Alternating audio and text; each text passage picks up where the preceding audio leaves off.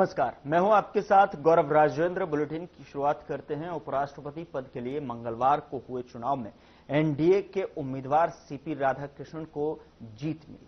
राधाकृष्णन देश के 17वें उपराष्ट्रपति चुने गए हैं। उन्हें 452 और विपक्ष के प्रत्याशी बी सुदर्शन रेड्डी को 300 वोट मिले हैं। राज्यसभा के महासचिव और निर्वाचन अधिकारी पीसी मोदी ने नतीजों की घोषणा की। बता दें कि उपराष्ट्रपति के चुनाव में निर्वाचन मंडल के कुल 781 सदस्यों में से 767 सदस्यों ने मतदान किया, जिसमें 15 वोट अवैध करार दिए गए। पीएम मोदी, गृह मंत्री अमित शाह, रक्षा मंत्री राजनाथ सिंह, कांग्रेस संसदीय दल की प्रमुख सोनिया गांधी, पार्टी अध्यक्ष मल्लिकार्जुन खड़गे और लोकसभा में नेता प्रतिपक्ष राहुल गांधी सहित कई सांसदों ने मतदान किया।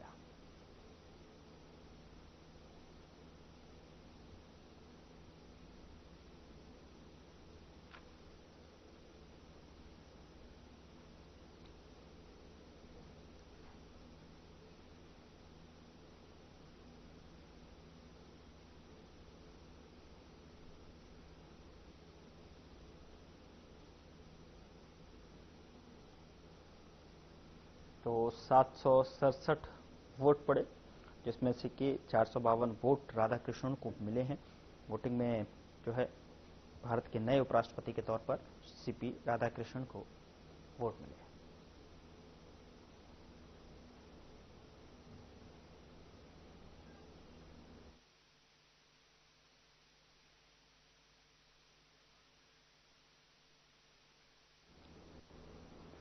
उधर मुख्यमंत्री नायब सिंह सैनी ने मंगलवार को चंडीगढ़ में श्री माता मनसा देवी श्राइन बोर्ड पंचकुला की 22वीं बैठक की अध्यक्षता की और बैठक में शहरी स्थानीय निकाय मंत्री विपुल गोयल, कालका विधायक शक्ति रानी शर्मा सहित बोर्ड के अन्य सदस्य भी मौजूद रहे। बैठक में सीएम सैनी ने अश्विनी नवरात्रों से पूर्व श्री माता मनसा देवी मंदिर परिसर में तैयारियों की समीक्षा करते हुए संबंधित अधिकारियों को निर्देश दिए कि श्रद्धालुओं की सुविधा के लिए 3 बड़े वातानुकूलित भंडारा हॉल का निर्माण किया जाए, जिसमें एक हॉल में कम से कम 1500 श्रद्धालु एक साथ बैठकर प्रसाद ग्रहण कर सकें। इसके अलावा अत्याधुनिक स्तर के रसोई घर की व्यवस्था की जाए और सफाई का विशेष ख्याल रखा जाए।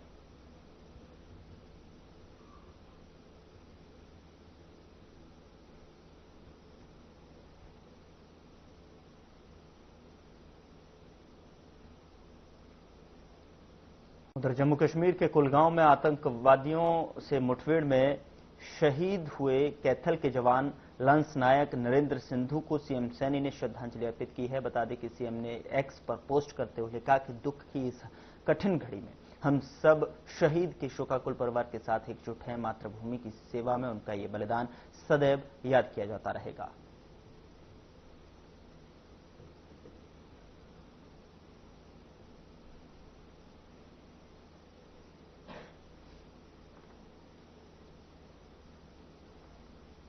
उधर हरियाणा बीजेपी ने जम्मू कश्मीर, हिमाचल प्रदेश और पंजाब के लिए 4 ट्रक राहत सामग्री को रवाना किया है। ट्रकों को बीजेपी प्रदेश प्रभारी सतीश पुनिया ने हरी झंडी दिखाई। उन्होंने कहा कि राजनीति सिर्फ चुनाव तक सीमित नहीं रहती, बीजेपी में आने के बाद सेवा की जाती है। जैसे बच्चा जन्म लेने पर दाई गुड़ती देती है, वैसी भारतीय जनता पार्टी में प्रवेश करने पर यह बढ़ा दिया जाता है कि राजनीति सेवा का माध्यम है। राजनीति सुख सुविधाएं भोगने के लिए नहीं है, सेवा का माध्यम है। परंतु अब क्योंकि प्रधानमंत्री नरेंद्र मोदी जी का 17 सितंबर को जन्मदिन मनाया जा रहा है और 17 तारीख से लेकर 2 अक्टूबर तक, जो कि महात्मा गांधी जी का जन्मदिन है, तो उसमें सघन सेवा प्रकल्प चलाए जाएंगे। उसी के लिए ही आज की मीटिंग बुलाई गई है। इसमें बकायदा दिशा निर्देश दिए जाएंगे और सेवा का क्षेत्र तो बहुत वास्ट है, बहुत जितना मर्जी सेवा के काम कर लो। इसमें ब्लड डोनेशन कैंप भी हो सकता है, उसमें पौधारोपण भी हो सकता है, उसमें शिक्षा का कोई प्रकल्प भी हो सकता है, तो किसी भी प्रकार का। आज विशेष तौर पर 3 बातों के लिए भारतीय जनता पार्टी के मुख्यालय पर सभी प्रमुख नेता और कार्यकर्ता जुटेंगे। पहला काम अभी कि हम सब लोग सामाजिक संवेदनाओं के साथ काम करने वाले लोग हैं और राजनीति को केवल चुनाव तक सीमित नहीं रखते, उसको मानवता के संबंध तक भी विस्तृत करते हैं। इसलिए आज से पंजाब में बाढ़ का बड़ा प्रकोप हुआ। प्रधानमंत्री जी ने खुद ने संज्ञान लिया। केंद्र के बहुत वरिष्ठ मंत्री कृषि मंत्री शिवराज सिंह चौहान जी पंजाब के किसानों के बीच में गए।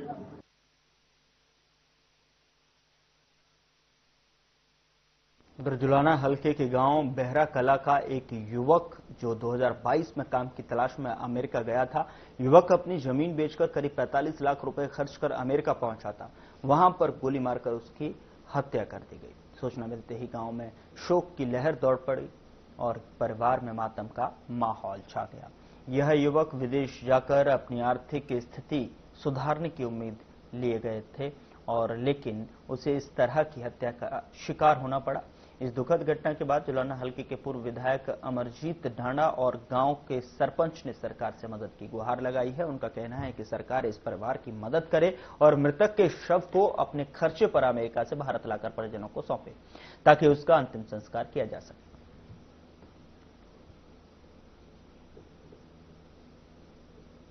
ये इलाका ना मेरा परिवार है, घर का मामला, मेरा गांव का मामला है। बड़ा कला गांव है, एक ही गांव है बड़ा कला खरकराम जी। ये बहुत ये लड़का कपिल अच्छे परिवार से था और अपने बाप का एक ही था। तो बेरोजगारी के कारण सरकार अनएम्प्लॉयमेंट नौकरी है नहीं। ये अपने 2.5 किले बेच के 2.5-3 साल पहले गया था ये अमेरिका और वहां इसको मार दिया गया है। मैं तो हरियाणा सरकार से भी कहना चाहता हूँ, मुख्यमंत्री से कहना चाहता हूँ, लोकल अधिकारी से कहना चाहता हूँ, डी साहब को, इसको बिल्कुल गरीब परिवार से 45 लाख रुपए लगाया गया था। इसको कुछ ना कुछ सरकार की तरफ से इसको घर का सहयोग मिलना चाहिए। और मैं तो घर वालों से कहता हूँ जो सहयोग मेरे से होगा मैं भी अपना सहयोग करूंगा। अपने भाई के साथ खड़े, अपने गाँव के साथ खड़े रहते हुए। और मैं इस बात की बड़ी निंदा करता हूँ, भाई के साथ ये हादसा नहीं होना चाहिए था।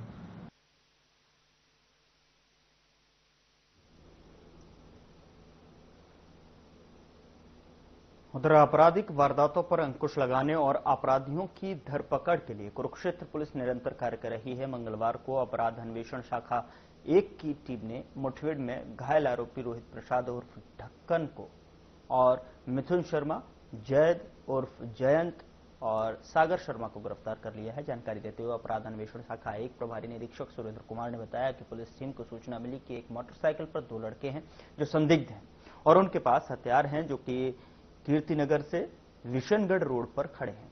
वो किसी भी वारदात को अंजाम दे सकते हैं। सूचना पर पुलिस की टीम कीर्तिनगर से विशनगढ़ रोड पर पहुंची जहां पर एक मोटरसाइकिल पर 2 लड़के दिखाई दिए। पुलिस टीम ने शक के आधार पर मोटरसाइकिल सवार लड़कों को रुकने का इशारा किया तो आरोपियों ने पुलिस टीम पर फायर कर दिया।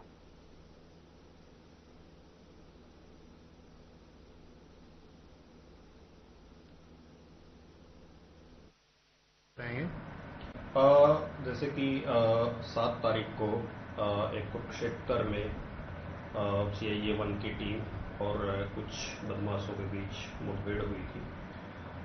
उसमें जो बदमाश थे उनका नाम एक रोहित और दूसरा मिथुन, जो कि यूपी बागपत से बिलोंग करते हैं। इन्होंने पुलिस पार्टी जिसका नेतृत्व ऐसे ही प्रवेश कर रहे थे उसके ऊपर फायरिंग की थी और जवाबी कार्रवाई में इन दोनों के पैरों में गोली लगी थी और पुलिस ने इनको काबू कर लिया था। उसी कंसर्न में पुलिस के द्वारा FIR नंबर 436 दर्ज की गई।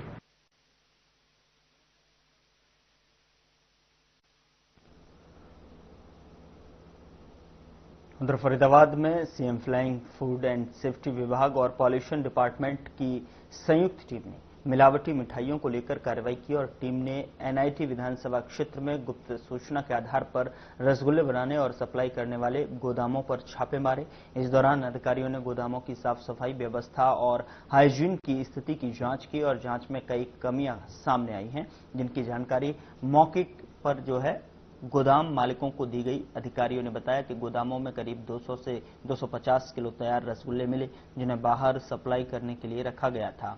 स्वास्थ्य विभाग ने मौके से रसगुल्लों के सैंपल उठाकर जांच के लिए भेज दिए हैं। उन्होंने कहा कि सैंपल की रिपोर्ट आने पर आगे की कार्रवाई की जाएगी। लोगों की सेहत से खिलवाड़ करने वालों को जो है किसी भी हाल में बख्शा नहीं जाएगा।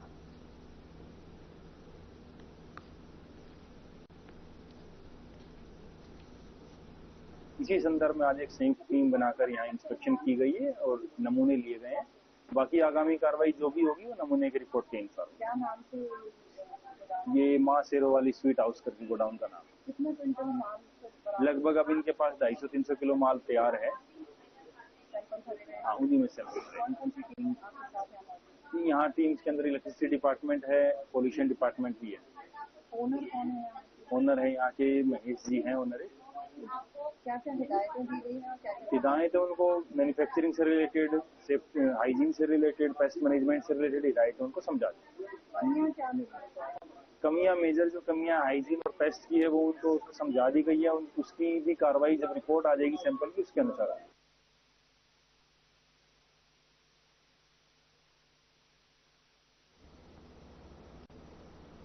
साइबर सिटी में किसी भी तरह के अवैध निर्माण को बर्दाश्त नहीं किया जाएगा। अवैध निर्माण को लेकर नगर निगम सख्त हो गया है। नगर निगम की टीम गुरुवार को व्यापार केंद्र पहुंची और पुरानी एमजी रोड पर व्यापार केंद्र के पास बन रही अवैध बिल्डिंग को जमींदोज कर दिया।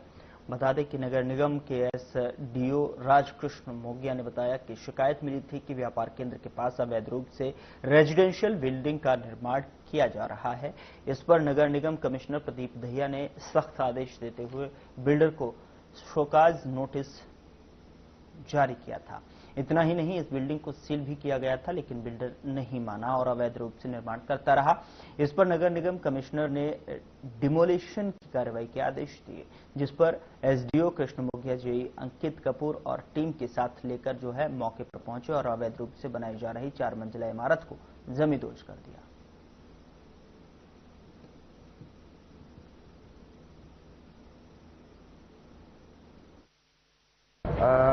इनकी कंप्लेंट मिली थी और पहले से इनको हमने नोटिस सारे दिए हुए हैं। पूरी कार्रवाई इनको पहले आइडेंटिफाई की गई बिल्डिंग, उसके बाद इनको फिर हमने शोकाज नोटिस दिया है। शोकाज नोटिस के बाद हमने डेमोलिशन ऑर्डर दिए हैं। डेमोलिशन के ऑर्डर के बाद फिर भी ये नहीं माना तो इसने वायलेंस की। उसके बाद इस बिल्डिंग को सील भी किया गया। सील भी इसने तोड़ ली। उसके बाद FIR हमने दर्ज कराई है। तो सारी जितनी भी हमारा जो भी इसका प्रोसेस रहता है, पूरे प्रोसेस में जाने के बाद आज अंतिम इस डिसीजन पे पहुंचे हैं कि इसको बिल्डिंग को तोड़ दिया जाए। उनका तो यही संदेश है कि वो विधिवत तरीके से अपना नक्शा पास कराए और उसके बाद ही काम शुरू करें।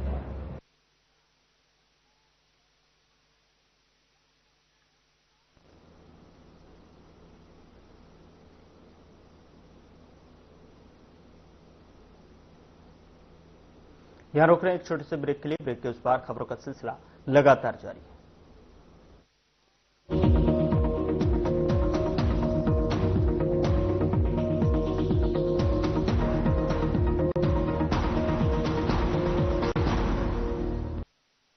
क्या आप दुबले पतले कमजोर हैं? आपकी सेहत नहीं बनती, भूख कम लगती है, वजन नहीं बढ़ता?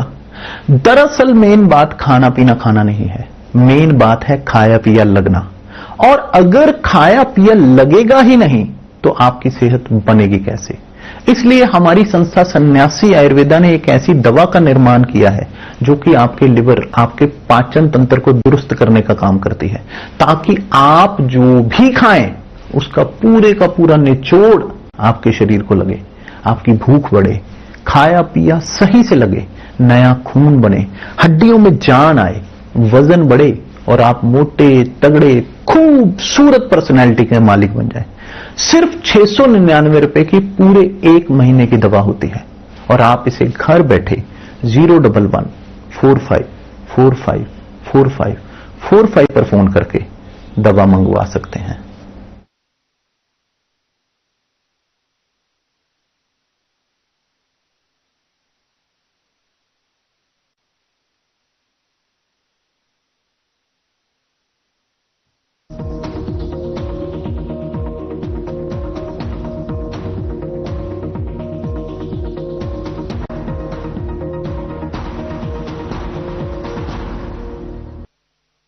ब्रेक के बाद स्वागत है आपका। खबरों में आगे बढ़ते हैं। रतिया में नशे की तस्करी और उसकी बढ़ती समस्या को लेकर जिला पुलिस कप्तान सिद्धांत जैन ने एक्शन लिया है। युवाओं की जिम्मेदारियां, और आपको बता दें कि युवाओं की जिस तरीके से जिंदगियां नशे की लत में फंसती जा रही हैं, जिससे समाज पर गंभीर असर पड़ रहा है। इसके मद्देनजर सिद्धांत जैन ने रतिया की सड़कों पर पैदल मार्च निकाला। एसपी सिद्धांत जैन ने नशे के खिलाफ मुहिम छेड़ते हुए कहा कि नशा माफिया का स्थान समाज में नहीं बल्कि जेल की सलाखों के पीछे है। नशे के खिलाफ लड़ाई में हर नागरिक पुलिस का सहयोग देना चाहिए।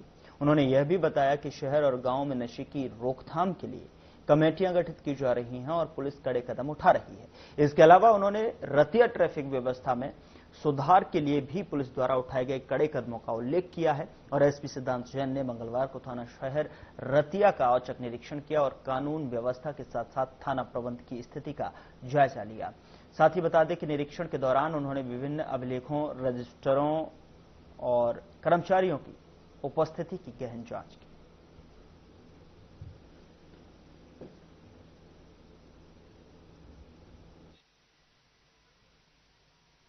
लोग रहते हैं वो बहुत बड़ी संख्या में रहते हैं, तो जब तक मैं ये नहीं कहता कि भाई जो आम व्यक्ति हैं, ये जो सामाजिक व्यक्ति हैं कार्रवाई नहीं कर रहे हैं, लेकिन जिस प्रकार की समस्या है उस प्रकार से अगर और मतलब एक्टिवली उसको करें कि भाई अगर किसी को दवाई दिलवाने की जरूरत पड़े या अगर कोई ऐसा व्यक्ति है जो इस प्रकार की चीज बेच रहा है उसके विरुद्ध कंप्लेंट दे तो और बेहतर ढंग से बहुत बढ़िया काम हुआ है। मैं मानता हूँ और भी जगह थोड़ी सी कमी है तो वो भी पूरी हो जाएगी। Thank you sir. देखिए जैसे मेरा प्रयास रहता है कि सेकेंड हाफ में जिले के अलग अलग जो जगह है वहाँ पे जाके लोगों से वार्तालाप किया जाए।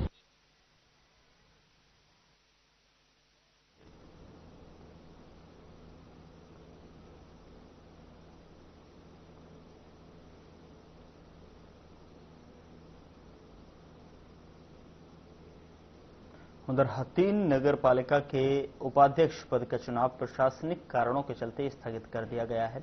उपाध्यक्ष का चुनाव ईवीएम से होना था, लेकिन नगर पालिका सचिव देवेंद्र कुमार ने मैसेज के जरिए चुनाव का न होना बताया गया है। हथीन नगर पालिका के चेयरमैन रेणुलता के पति व पूर्व चेयरमैन सुमित कुमार ने बताया कि चुनाव अधिकारी एवं होडल की एसडीएम बलिना ने भी जो है चुनाव प्रबंधों के बारे में अधिकारियों से मंत्रणा भी की थी, लेकिन अभी भी जो है ग्रुप में मैसेज के जरिए चुनाव प्रक्रिया का न होना बताया गया है।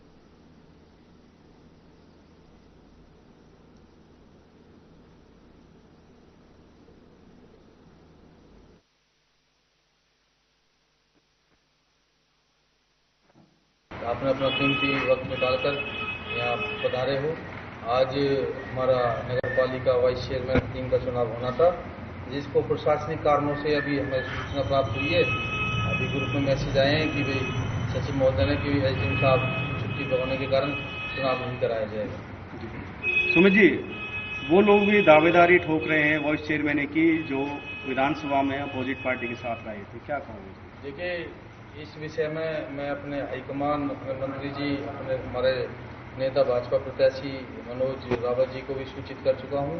हमने सभी डॉक्यूमेंट व साक्ष्य उनके खिलाफत के, मेरे चुनाव की हो चाहे मनोज जी भाई साहब विधानसभा के चुनाव की हो चाहे लोकसभा के चुनाव की हो, मैं उनकी सभी प्रतियां, सारे सबूत उनको मैं मुहैया करा चुका हूं।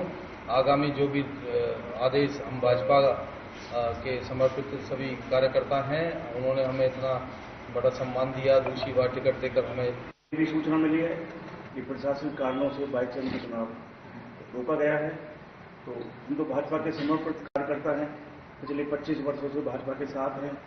हम तो ये चाहते हैं कि भाजपा का प्रधान बने जो शहर में चेयरमैन के साथ मिलकर विकास कार्य करा। क्या लगता है जो पहले जो इलेक्शन हुए उनमें भाजपा का विपक्ष से वो लोग रहे थे, वो दावेदारी रख रहे हैं वाइस चेयरमैन की, कैसे ऐसे व्यक्ति बनने चाहिए? भाजपा के पास पूर्ण बहुमत है, भाजपा का ही प्रधान बनेगा, हमें ऐसे ही। कितने पार्षद आप लोग हो जो चेयरमैन के साथ खड़े हैं? लगभग भाजपा के साथ 9 पार्षद हैं। प्रशासनिक कारणों से अभी वाइस चेयरमैन का चुनाव स्थगित किया गया है। क्या कारण है पता नहीं, पर हमारे पास भाजपा के पास चेयरमैन साहब के साथ पूर्ण रूप से 9-10 तक संख्या हमारी है, पूरा समर्थन है। सभी पार्षद मिलकर भाजपा का वाइस चेयरमैन बनाएंगे, ऐसी हमारी पूरी उम्मीद है। ऐसे भी पार्षद चेयरमैन के साथ हैं जो कभी भाजपा को टिकट नहीं देते, वोट नहीं देते थे। 36 बिरादरी के समर्थन से चेयरमैन साहब चुने गए हैं। यहाँ पे बीजेपी के सिंबल पे सभी बिरादरियों ने भरपूर वोट दिया है।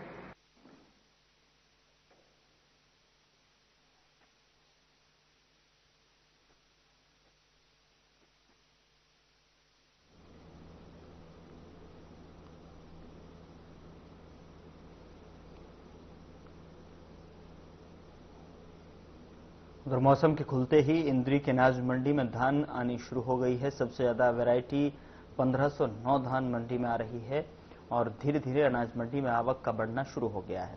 अगर मंडी की व्यवस्था की बात की जाए तो मार्केट कमेटी की ओर से सभी तरह के इंतजाम किए हुए हैं ताकि किसानों को किसी भी तरह की समस्याओं का सामना न करना पड़े। धान के खरीदने के लिए हरियाणा और पंजाब के डीलर भी अनाज मंडी में आकर धान की खरीद कर रहे हैं। किसानों का कहना है कि अब की बार मौसम खराब होने की वजह से धान की पैदावार कम हुई।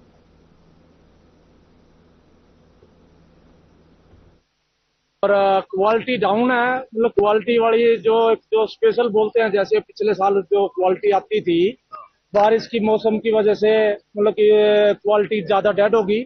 तो ये जो माल आ रहे हैं जो 3360 भी क्या, ये तो ये लगा के चलो भी ओवरऑल टोटल मंडी में 5-10% माल भी नहीं आता इस टाइप का। बाकी हाँ बढ़िया माल जो क्वालिटी वाइज, और जो 80-90% माल तो सेकंड क्वालिटी आता है। तो ये दिक्कत है मौसम की वजह से आई, नहीं रेट अब की बार बढ़िया रहने थे, इससे भी बढ़िया रहने की उम्मीद थी। मौसम की मार की वजह से ये सारा सिस्टम चल गया। डिस्कलर भी डैमेज डिस्कलर बढ़ चुका है और जर्मिनेशन आ गया माल में। माल जैसे गिर गए, फसलें गिर गई खेतों में, फसल गिरने की वजह से बालों में मतलब कि खड़ा माल मतलब कि वहां पे जर्मिनेशन उसमें आ गया।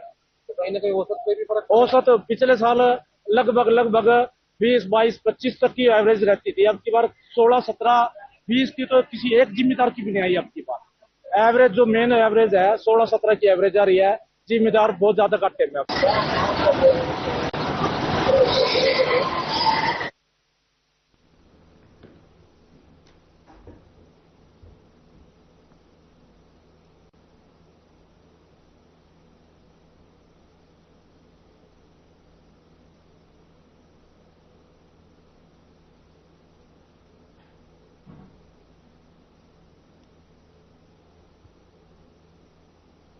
फिलहाल बुलेटिन में इतना ही। नमस्कार।